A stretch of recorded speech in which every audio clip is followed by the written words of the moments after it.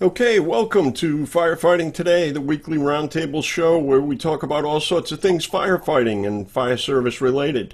We meet every Sunday evening at 8 p.m. Eastern Time, and we're going to, tonight the discussion is about the same fire with different solutions. So we're going to kind of talk about real life here and talk about how each of us would approach a standard fire that we're going to throw up on the screen and get involved. As always, like we do every week, if you're watching us live on YouTube, we'd love to have you leave a YouTube comment. So if you just are watching on YouTube, you leave a YouTube comment, and we are able to bring you right into the discussion, and you can interact with the panel. If you are live tweeting tonight, if you use the hashtag FFT, Firefighting Today, same fire, FFT, same fire, we will be able to track those as well. So let's get started and we can introduce the panel. So my name is Peter Lamb. I'm your host this evening. I'm the author of PeteLamb.com, the training blog, and I'm also the host of the Firefighter Training Podcast. Adam, tell the folks who you are. Good evening. Adam Galick from Kellogg, Iowa. I'm with the Kellogg Township Volunteer Fire Department, captain, and also involved with the junior fire program. Excellent. Thanks, Adam. Great to have you here. Christine, second time roundtabler. We're glad to have you back. We didn't scare you away on the first time. You came back a second time. Great. Tell the folks about you. My name's Christine Sarracino. I'm state certified EMT in New Jersey. I live in Woodridge, New Jersey, and I think of myself as a student of the fire service. Perfect.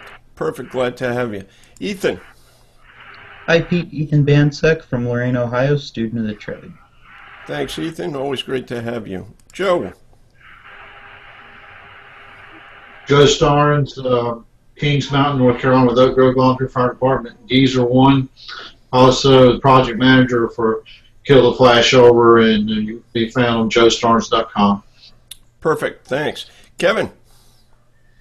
Hi, Pete. Kevin Burns, Deputy Fire Chief with the Framingham Fire Department. Right, and Framingham, Massachusetts, for those that don't know the answer to that. So it's Massachusetts. Rob, say hello. Hey, good evening, everybody. Rob Fling, First Assistant Chief, Dix Hills Fire Department, Long Island, New York, and firefightertoolbox.com contributor. Excellent. Good to have you here. And Shane, always good to have you here. Tell the folks who you are and where you're from. Shane White, Paris Island Fire Rescue Captain, and that's it. I don't have any fancy websites or anything like that. So. All right, we'll drag you in kicking and screaming. We'll get you one. We'll get you one at some point. Great to have you. So the point is that all over the United States, everywhere, there are thousands of fire departments responding to alarms each and every day, all with a variety of personnel, tactics, abilities, capabilities, all of those things. So tonight, I just thought we would have a little bit of, we'll keep it light. We won't get too serious about things, but I want to talk about how we would approach a common situation. If you're watching live, you can dive in. You can offer your opinions as well. And what I'd like to do is I'll put the simulation up. If anybody wants to comment in first, just unmute your mic or indicate to me, and we will make it happen. So let's get started with our first situation.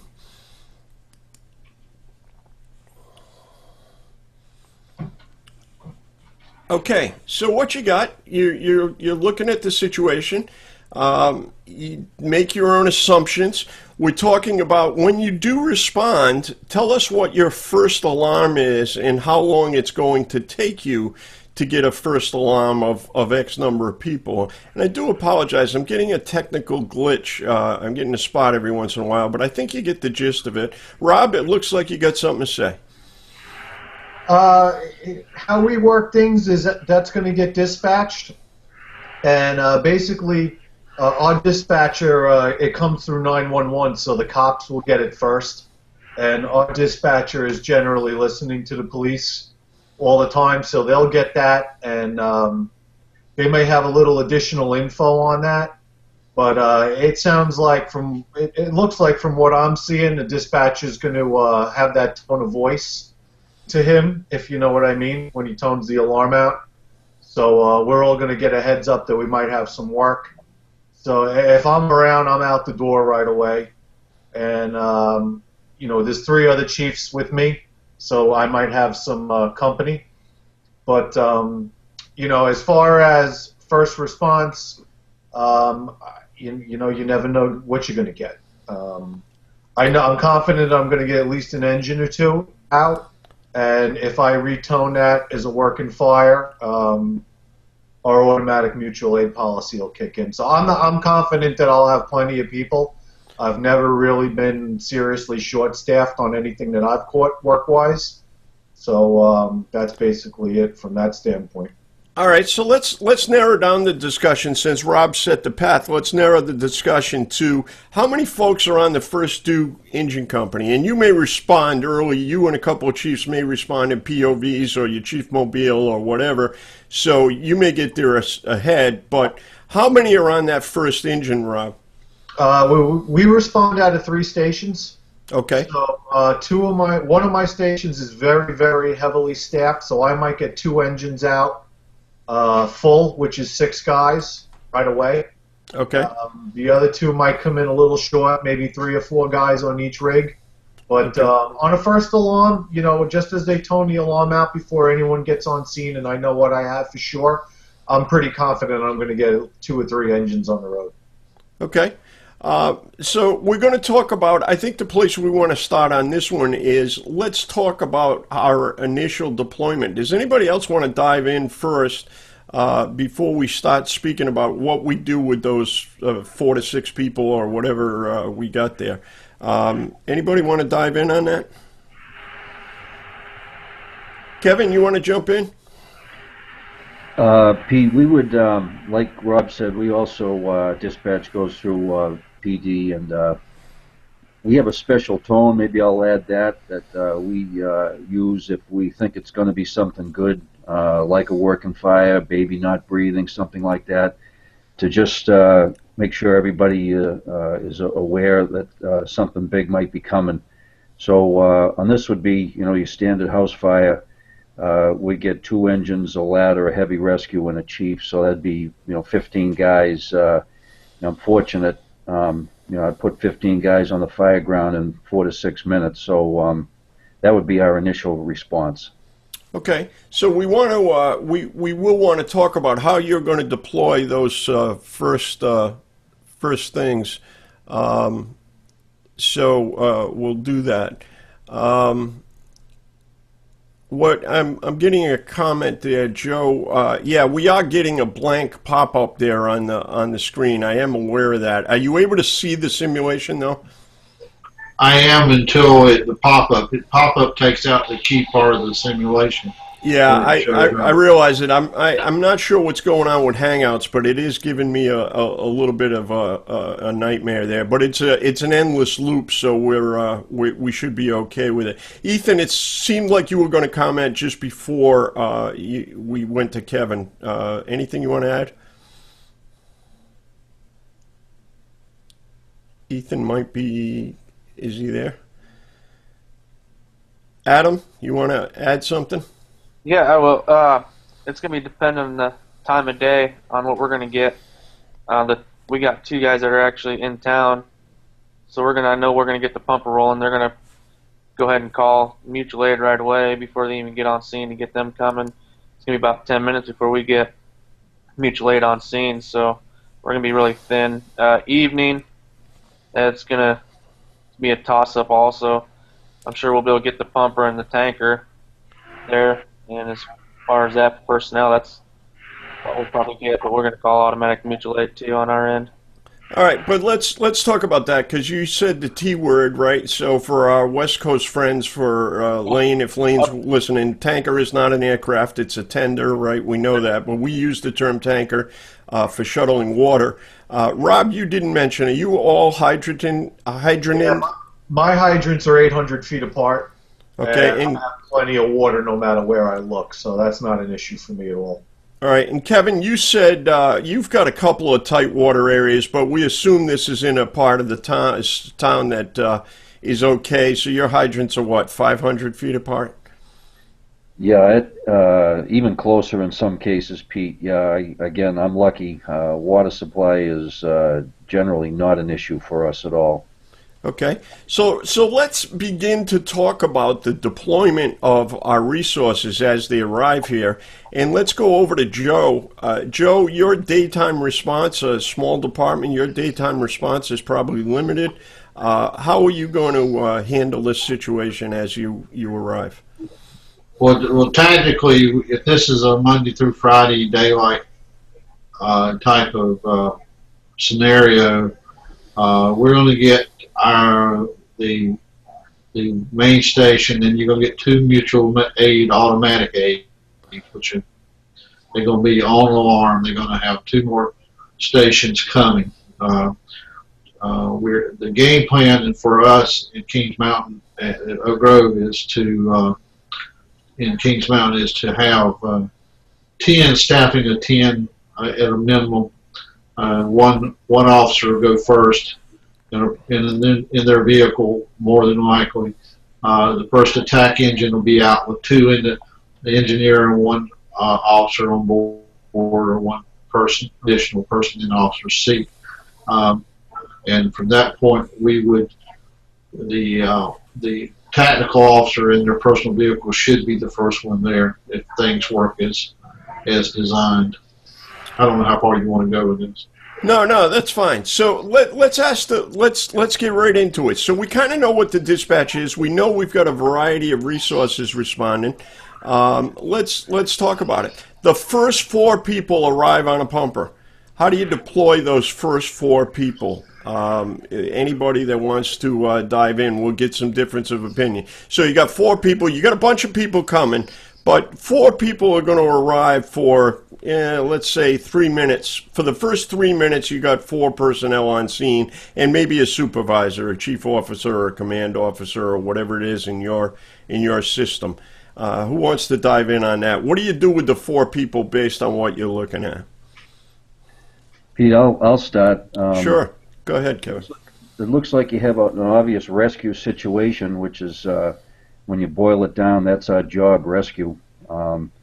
So I'm showing up with 4, and I'm going to try to grab those 2 victims right away. Maybe hopefully get an answer from the woman in the window if there's anybody else in there. But I'd probably deploy 2 of my men to effect those rescues, and have the 3rd man start stretching a line to the front door there to the left, and then someone running the pump. All right, so perfect. So and the advantage here, we have a small modular home, right? If you didn't figure that out, it's a manufactured home. You see that phony skirt underneath there. You got some indication that this might be a prefab modular. So Kevin is thinking one firefighter for each person. You got a 1-story. I mean, to get that woman out the window is really not going to take a lot of time, essentially. And he's taking a line to the front door. So what else? Are we doing anything else? Anybody got a differing opinion there or another point of view? Because if we all agree this is going to be the dullest, we don't want dull here. Shane, you got a comment you want to throw out there? Yeah, I actually just threw a quick question up in the group chat on the side as we were looking at this and it was being discussed.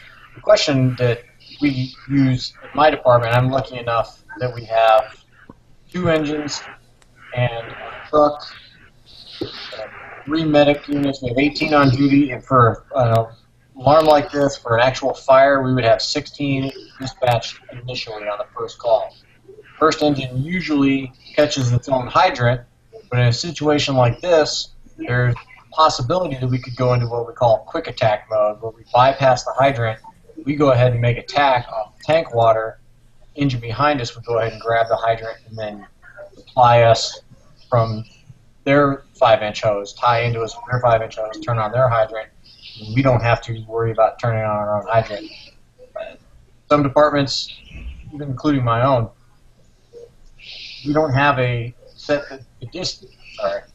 Command would make the decision of whether or not we do a quick attack or a self-supply.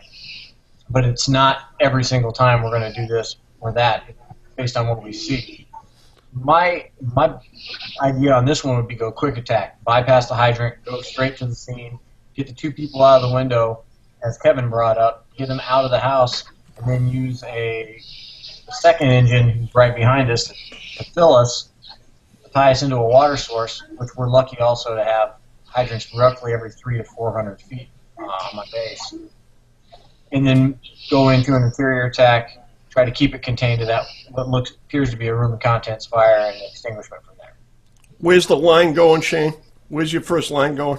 First line, once we got the two victims out, and like Kevin said, hopefully we'll be able to get some information from the mother standing in the window. Probably do one line, both lines right in the front door and try to make an effective attack on that content, that room with where the heavy smoke seems to be coming from. Okay. Kevin, just to clear up Shane's point, I believe, and I think I took this for granted because you and I know one another, I believe your first engine is not laying a supply line. You're working off tank exactly as he described, right? Correct, Pete. That's our SOG. Second engine is water supply. And Pete, if I could just throw just one quick thing out there, at some point in the early part of this, I'd want to get a look around back just to see if there's anything strange going on there. Yeah, no, the 360, right? Good, solid firefighting tactics would apply here, and we're leaving some stuff out. So that. Let's hear from Mr. Starnes. You got 4 people for the first 3 minutes. How did those get separated, Joe? Well, what we're trying to implement, learning from the new fire behavior, is first of all, as Kevin said, we need a 360. If I look at the smoke here, I'm seeing heavy black smoke out of this Division A window with light smoke where the lady is. Of course, the lady coming out of the window is obviously the first priority. Reading what I see here, the backside may tell us a lot more than we already know right now. I don't see anything above the eaves, above the peak of the roof coming from the backside. So if I got heavy flaming somewhere, I've got it in a concealed spot, using up the air in the room. So I should be looking at our early on first phase growth fire here. That being the case, if we can directly impact the fire growth from that window, we would do that initially prior to accessing the structure from the closest point to the fire room. All right, so you're going to so let's deploy. So one person takes a line and goes to that window. So you're going to do something from the exterior of that window. Yeah, we would do if that was the direct hit. There would be 2 firefighters on the line there. There'd be the IC, and then there would be 2 getting ready with what we call fire management. They're going to hang a curtain. As soon as that woman comes out of that window, they're going to stop that flow path in that window right there. All right. So, and what are you doing? 2 people, 1 for the woman and 1 for the child? Yeah, we're just using that initial fire management crew is going to get that woman out away from get the woman out, and if she's ambulatory, they're going to deal with the medical condition of the looks like child on the ground. All right. Now, so this is what we got here. So we've got a couple of different opinions. The things we agree upon is the first engine is probably going to roll in without laying a supply line. I think we heard that a couple of times. First engine's coming in on tank water. But we have a couple of people that want to take a line in the front door.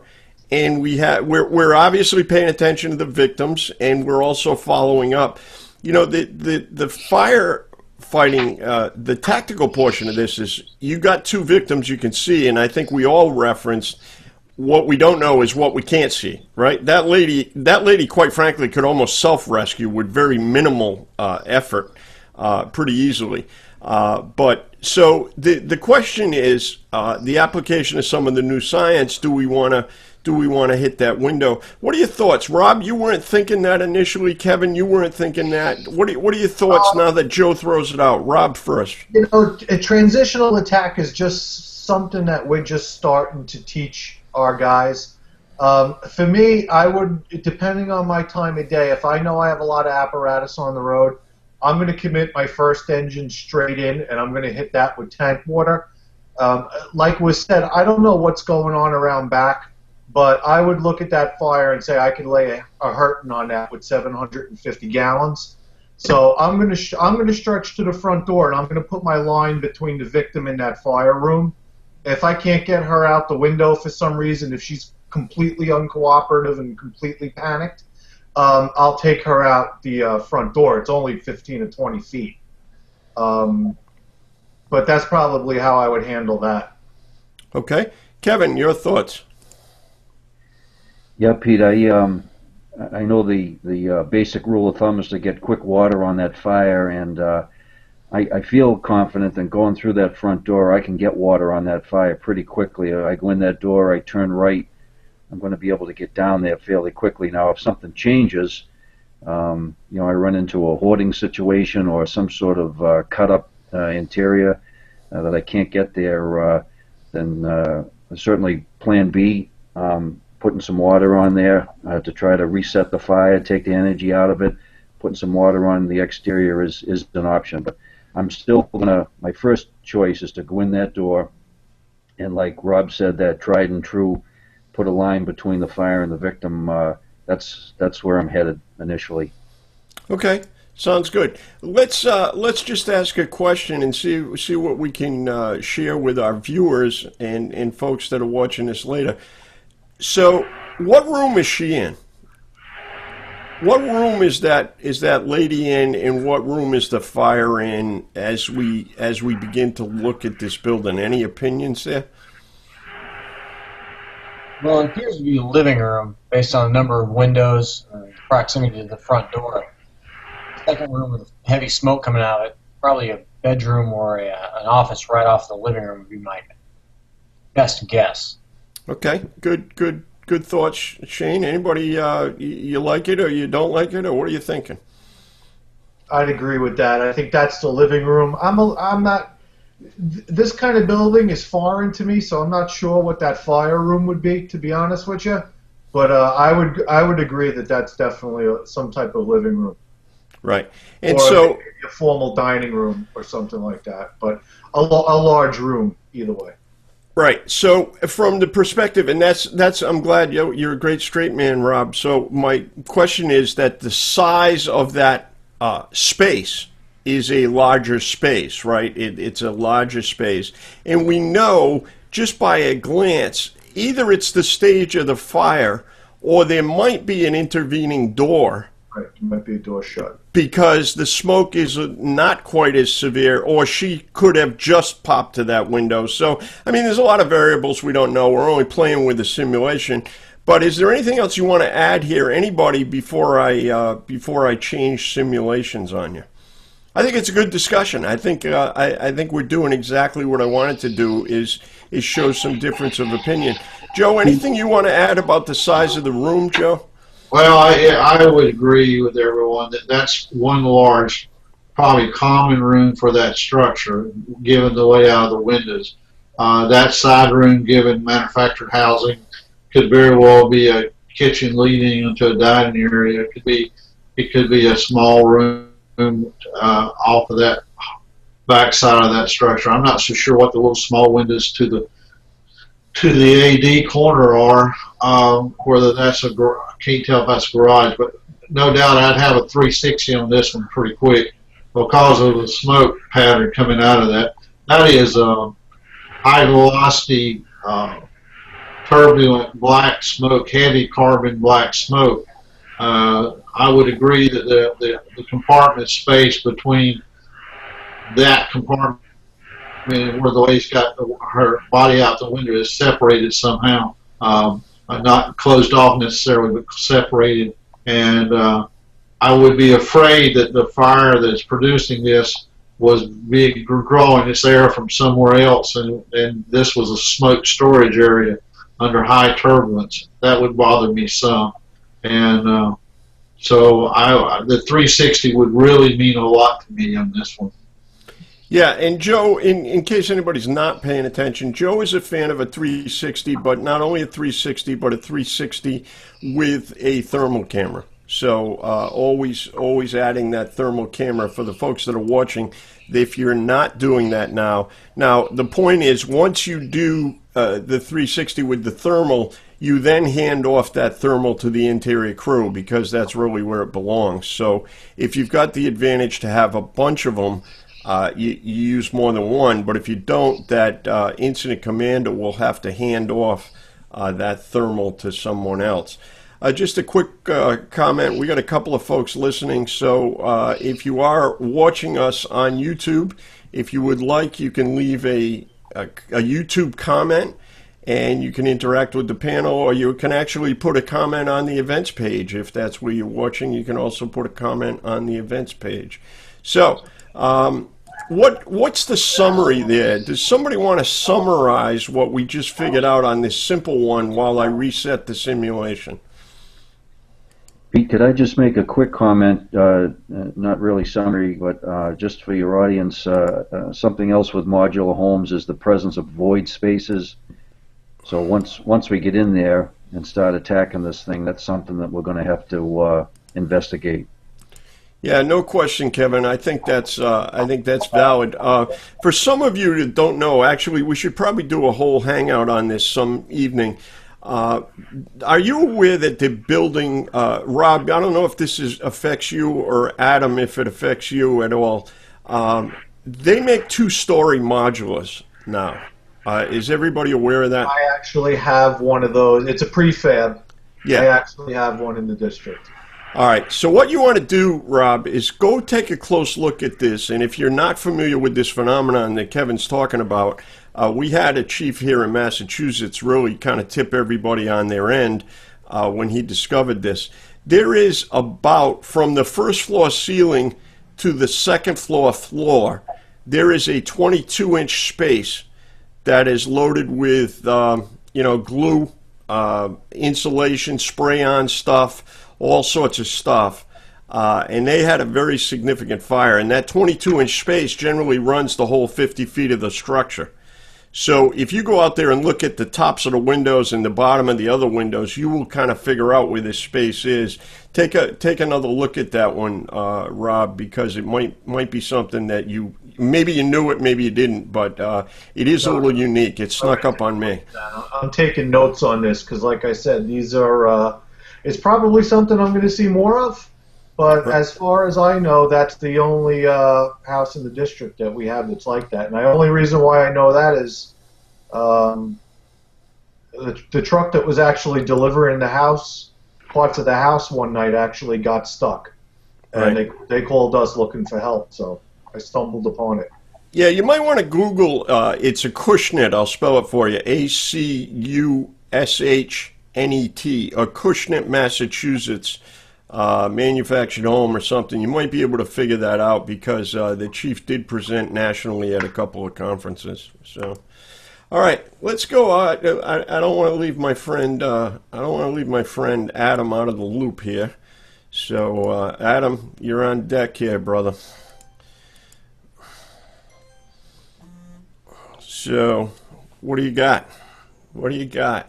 And again, I apologize for the black spot there. What do we see here? What are the challenges that we might have? This one might be completely foreign to Shane, but that's why we're sharing. That's why we're sharing information. So we got plenty of those around our area.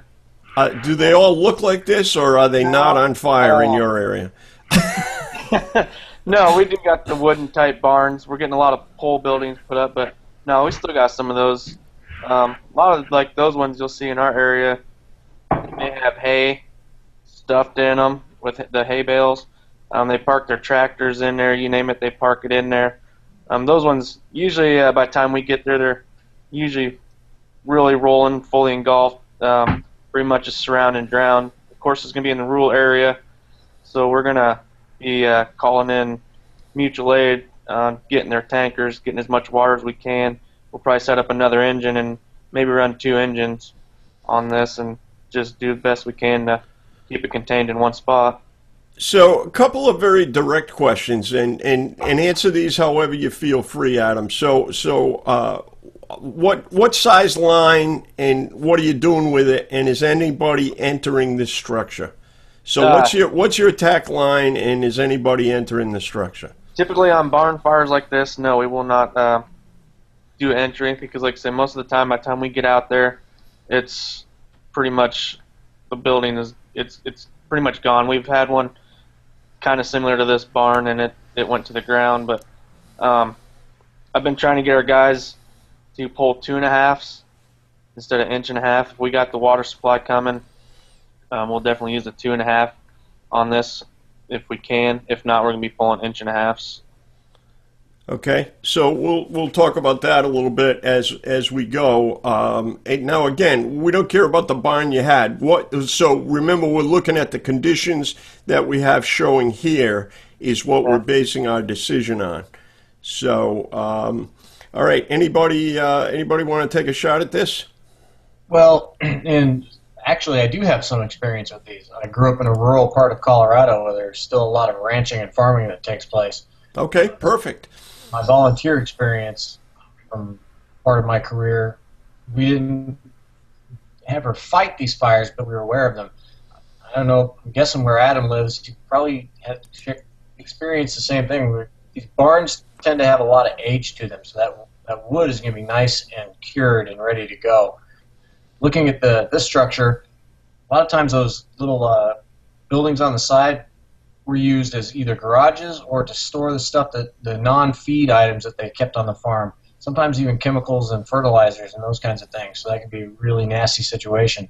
A lot of times we just had the idea in our heads that if we came up on something we found it in this condition, you get the barn door open to let any animals that may be in there out, and then wait to get water on it. It turns into a surround and drown. It could be full of hay, which could be that's a lot of money to a farmer, to a cattleman especially, trying to feed their animals. But if the animals are out, there's really not much loss of life, and most people pitch in and help compensate, help offset farmers' losses and those kinds of things. Okay, Shane, a direct question for you. That little side area that you see there, I don't know if I can get my mouse on screen. Yeah, you can see my mouse. So this wall right here, is there any penetration into the main barn, or is that a separate structure attached? Well, what you read? Obviously, you don't know. I mean, we're talking here, but what is your read? That probably, in my read, was an addition built after the fact, added to the side of that barn. So the initial wall. The original wall is still standing, which provides some separation, but like I said, a lot of those tend to have aged really well. I've been sitting there for a long time. That wood is nice and cured and dry and kindling ready, just waiting to go up. Usually they have multiple generations of paint applied to them as well, so I wouldn't bet on a large separation. Fire separation, nice fire break for you. It's going to go pretty quick. It probably wouldn't take long to penetrate and then make its way into the fire. But Adam would have a much better idea on that aspect of it. Adam, what's your thought? Is there any openings between where the fire is and the main barn? I've never seen them like that here, but I like what Shane was saying. A lot of times they'll just add on and just use it for parking. I've never seen doorways in between them. It's usually just a full wall. Okay. On the ones I've seen. Possibly okay. A window that existed there before, but yeah. All right, so Joe, let's talk about, give us a little bit of education here in terms of the amount of air in this building, what you see there, and what's the potential for additional air in the building. I would agree with it. I guess what Shane was saying. If you look at the addition, there's a piece of molding down that side over there, like those are all short boards. So it looked like that was added to the barn after an afterthought to the barn itself. Going back to the flow path here is you've got probably a heavy black carbon smoke. You've got it almost to the ground. You got in the simulation, you got flame coming out of that. That would be a enhanced stream 2.5 in the low side of that initial as soon as that hit was made, if that hit killed the main body of the fire, we would do the doors and try to see if we had animals in that barn. But from the standpoint of flow path, there is a that opening is quite full of smoke. So again, I don't like anything like that without a look around the back side of that. So if there's a door on the back side, that could be a calving area that opening was all the way through. It could be anything. I think you got to know that. I think you got to get that look. You got to make that look. Yeah, no, don't disagree with that. Again, for the purposes here, we're not showing you all four sides, but only to expedite time. So we've got one other thing, Chief, that I might add is this barn. If you look at the chutes on the front near the double doors, right, and I'm pointing to them if the cursor picks up. Yeah. Yeah, I would be very careful that those are not feed lofts where they're actually ground feed and dust. That could really be that could really hurt you. Yeah, so you might be talking about a dust explosion, or certainly for the potential of a dust explosion, with some dust getting kicked up in the air by the initial incident, and then you've got particulate fiber getting ignited with explosive force.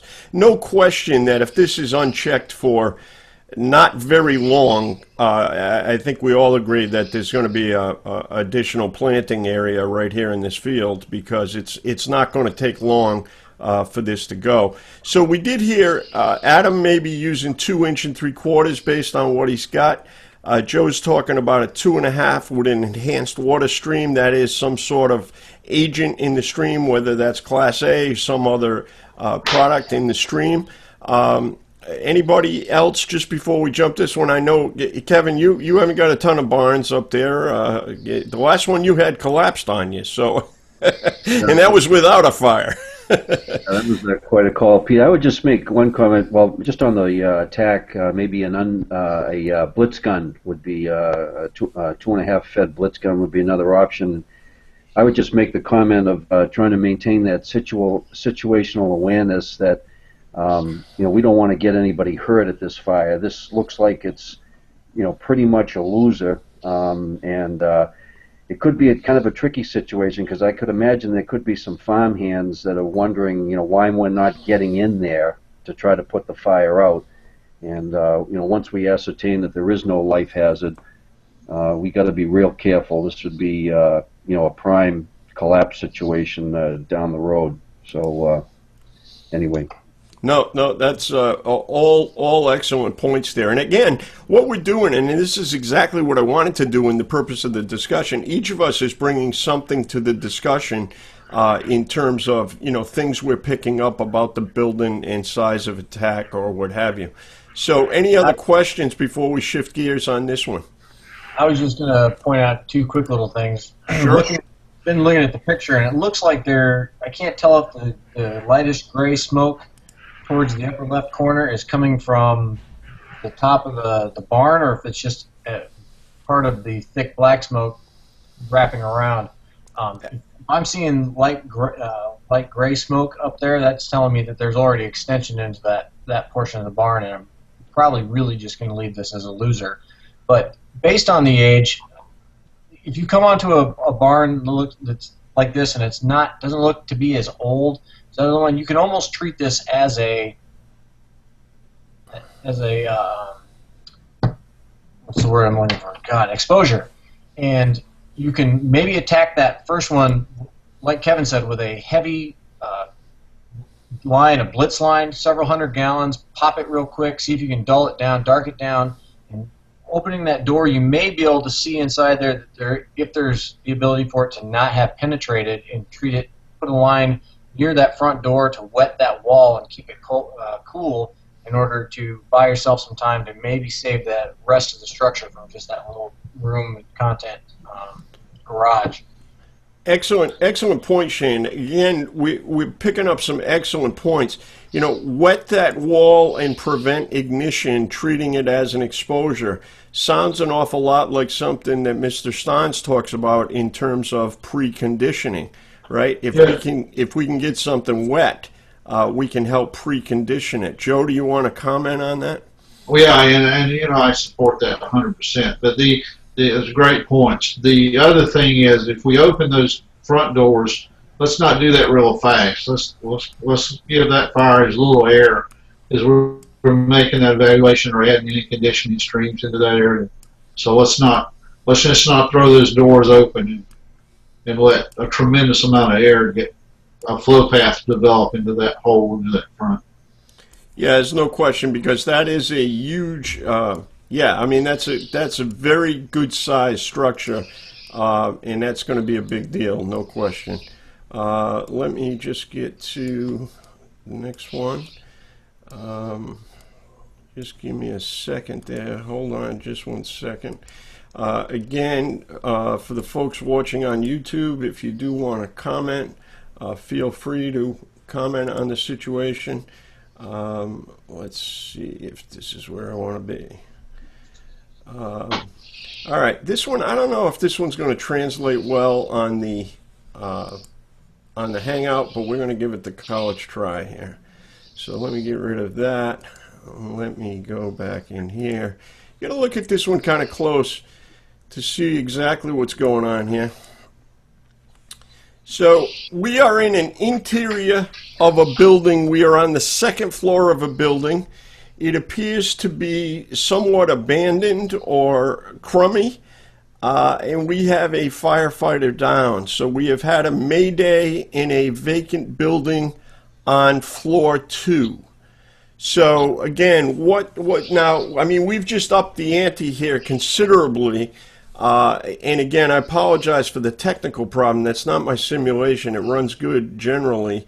But so look at what you can see when that black box doesn't pop up. There's a lot of stuff going on in this photograph, and there's some stuff to talk about. So we're going to assume that you have a full first alarm here. The first alarm is present, and you have this mayday, and these are the conditions. So let's give it a little bit of talk about this. Who wants to take a stab at it? Oh, Pete, I'll just make an initial comment. Once that mayday is declared, one of the first things I'm going to do is bang a second alarm, get more help there, get another ALS ambulance there to start dealing with the whole mayday and RIT situation. And then the other quick comment I'll make is, looking at the smoke, it looks as though this could be a winnable situation for us. The smoke is probably 3/4 of the way down, and relatively light as compared to black turbulent smoke. So we can. It looks like we have a half a shot at maybe making a grab here. Okay, so 2 points that Kevin made that I just want to reinforce because it's a pet peeve. Kevin said that he's got a fireman down, or at least a thought of a fireman down, and he's calling a second alarm. So the rule of thumb is, whether it's a civilian or a firefighter, when you have people trapped in the building, you call for additional resources. So if anybody wants to write something down from tonight, there's one you can write down. Whether it's a civilian or a fireman, you certainly want to do something to take a look at that and get additional resources. The only other thing I would draw your attention to, and I don't know if I can do it with my mouse, I'll give it a shot. What's going on up here is you actually have some ignition. So again, I built this one with a couple of tricks in mind, and I want to see what we're doing. Anybody else would like to comment? Well, I just made a comment there, once again in the chat session, so I'll point it out.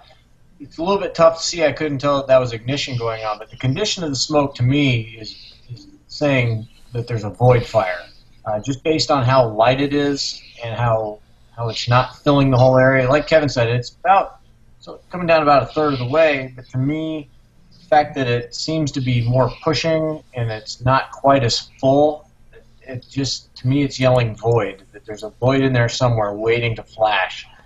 So I'd be a little concerned about spending too much time without nice tools to open stuff up with and getting a heavy dose of water into a void if I could possibly. If there turned out to be one, that might be more, in my mind, snatch and grab, get the victim out, and then pass on what I found to anybody who may be thinking about entry. Okay, good. We got a comment from the audience, so I want to always recognize a comment from the audience. And maybe I can't. Let me stop the screen share for 1 second. All right, Peter, thanks for a basic start for tonight's simulation. It's a normal part of the local construction, and Peter is actually back a minute or two, so that was early on in the presentation. So thank you, Peter, for watching us and being with us tonight, certainly. So let's go back to that. So good comments by Shane. Mr. Starnes, you got anything to add here? Yeah, from the standpoint of reading the smoke, I would agree that that's probably detached smoke or distant smoke, so void fires and that type of thing. I think the challenge here is to get the second alarm off, is to continue the firefight. So the best thing we can always do is stop the fire growth, even with we want to get to this firefighter. And then what is our RIT team going to do? And are they going to make sure they don't create a new flow path and cause the fire growth to grow? And if we can isolate and get to this firefighter, it certainly should be one of our priorities. So from that standpoint, I'm a little concerned about the length of time that this smoke is in that room, simply because of the neutral plane location. It does seem that like this might have took a little while to develop to this state, and the nature of the Mayday would be important to know also here. Yeah, Joe, what's your comment about, if I look through that smoke somewhere about the 50% mark, I can see an open window, and I've got a little bit of ignition, maybe as Shane said, coming out of a petition. What's my impact here? Does that open window having any effect on me? Oh, that open window, anything that's developing the flow path, is that simulation showing puffing, Pete? Is that what's going on with that window?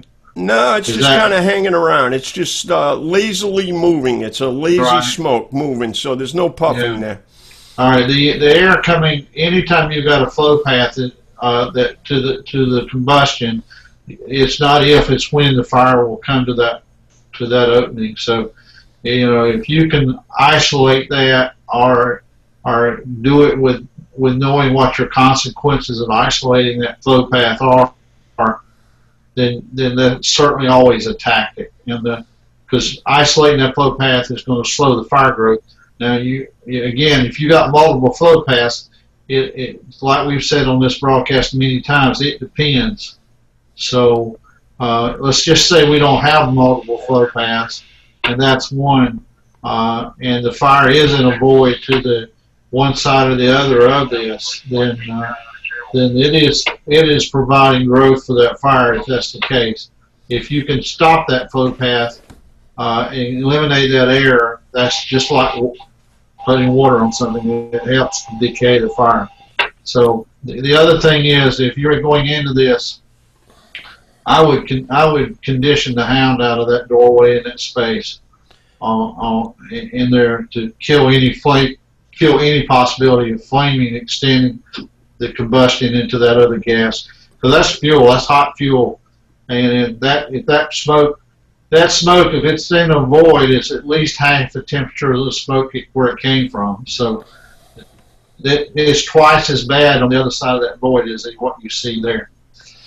Yeah, I guess I'm going to just take a little bit of an aside here, Joe, and I follow everything you're saying, but let me just take a little devil's advocate position.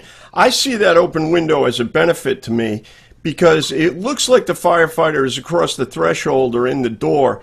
If I can draw some of those products of combustion away from him, in other words, if I can use that window as a flow path, do I gain any advantages? And that's really out to the panel, not necessarily Joe.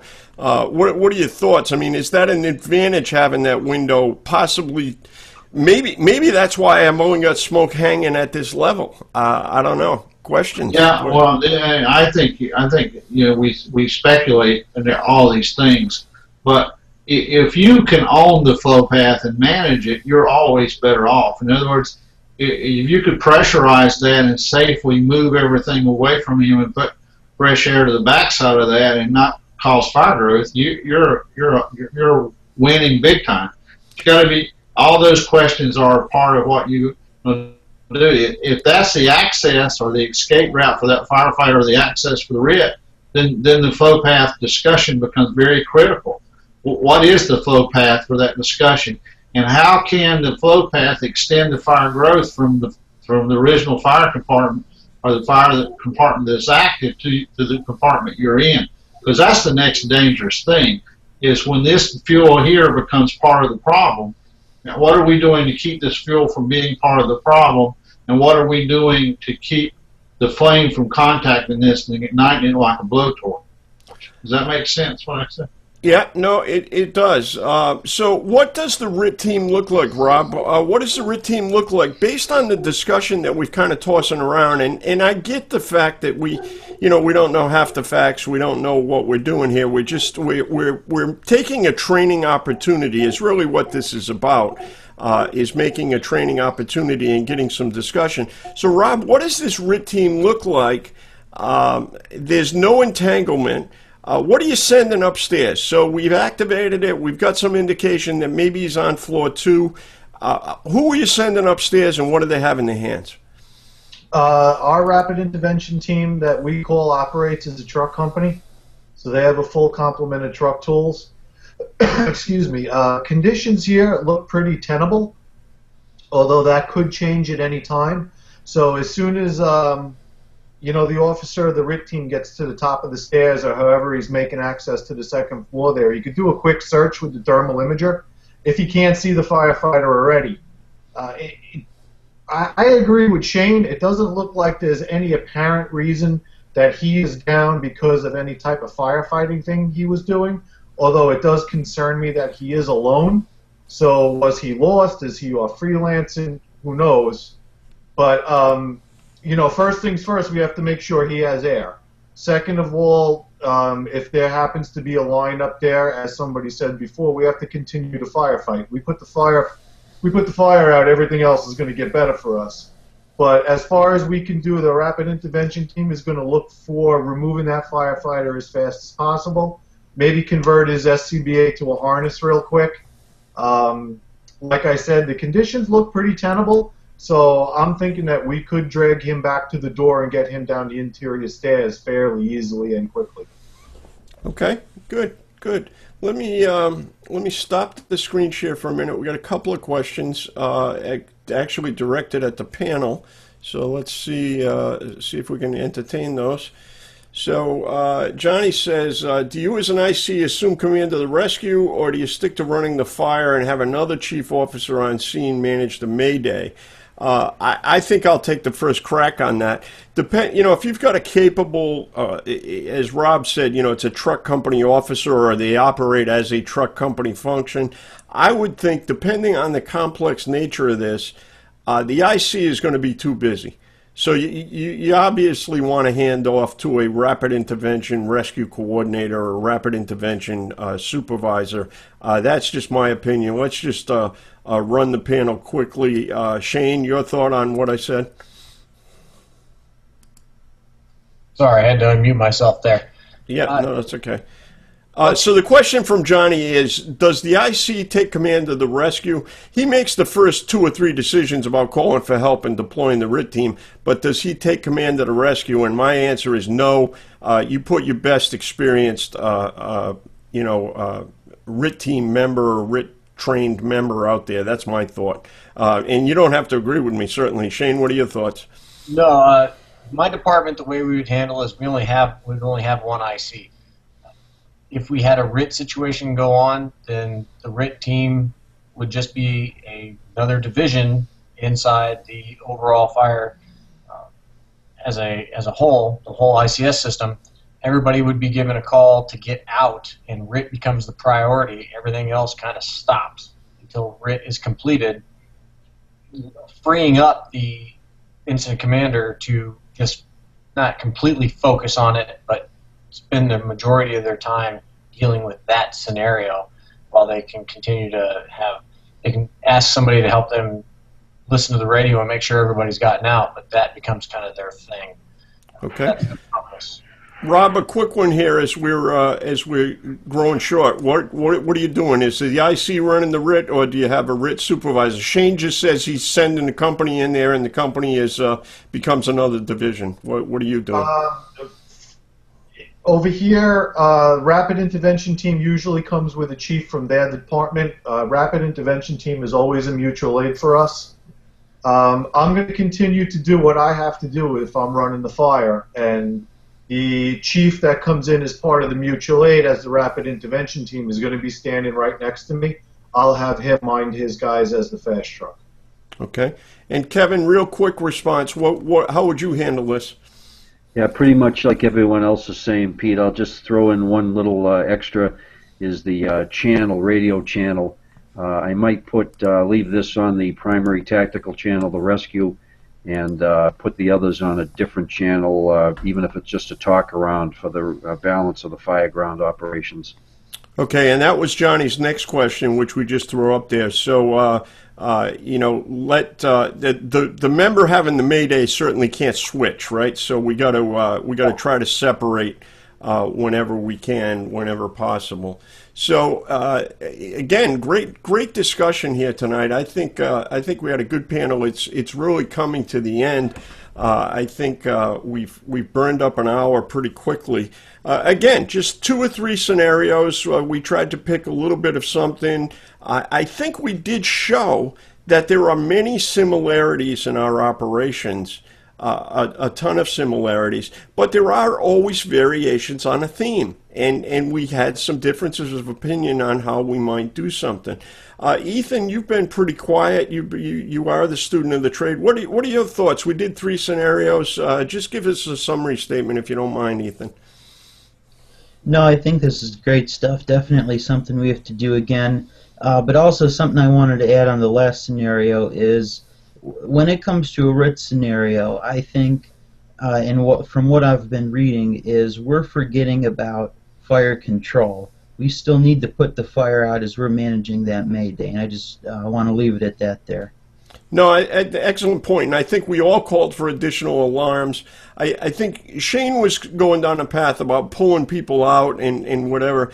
You gotta be cautious when you do that. I know exactly what he's saying. He wants an accountability of everybody, clearly, and I think that's really the key. But we do have to keep some people in place and focused on that fire operation, because it does make us better. Christine, a couple of comments quickly before we wrap up. You've been a student participating in the chat greatly, so any comments as we wrap up?